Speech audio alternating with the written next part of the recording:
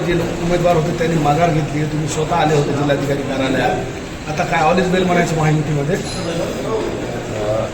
आज या ठिकाणी आदरणीय मुख्यमंत्री देवेंद्र फडणवीस साहेब, आदरणीय उपमुख्यमंत्री एकनाथजी शिंदे साहेब, आदरणीय राष्ट्रवादी काँग्रेस पक्षाच्या राष्ट्रीय अध्यक्षा सुनेत्राबाई पवार, प्रदेशाध्यक्ष तटकरे साहेब यांच्या सूचनेनुसार परभणी हिंगोली विधान परिषदेसाठी राष्ट्रवादी काँग्रेस पक्षाकडनं विजयसिंह जामकर व संग्राम जामकर यांचा नामनिर्देशन आम्ही भरलेला होता.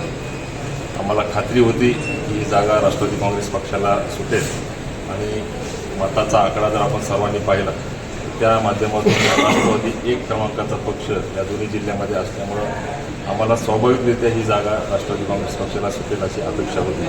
परंतु महायुतीच्या नेत्यांनी निर्णय घेतला आणि या तिघांच्याही आदेशावर, सूचनेवर आम्ही आज हे नामनिर्देशन पत्र आमचं परत घेतलेलं आहे.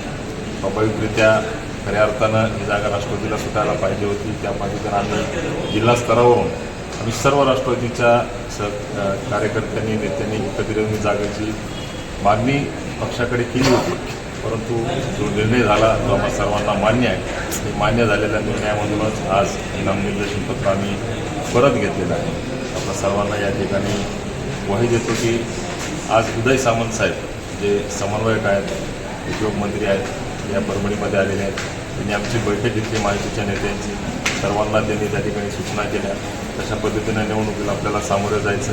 त्या माध्यमातून त्यांनी आम्हाला सर्वांना मार्गदर्शन केलं आणि त्यांनीसुद्धा सूचना केली की आपण अगोदर हे 2 नामनिर्देशन त्या ठिकाणी आपण परत घेतले पाहिजे आणि त्यांच्या सूचनेनुसार सुद्धा आज हे नामनिर्देशन पत्र आम्ही परत घेतलेलं आहे. महायुतीचा उमेदवार निश्चित स्वरूपामध्ये या निवडणुकीमध्ये चांगल्या मताधिक्यानं विजयी होईल अशा पद्धतीने आपल्या सर्वांना या ठिकाणी ग्वाही देतो.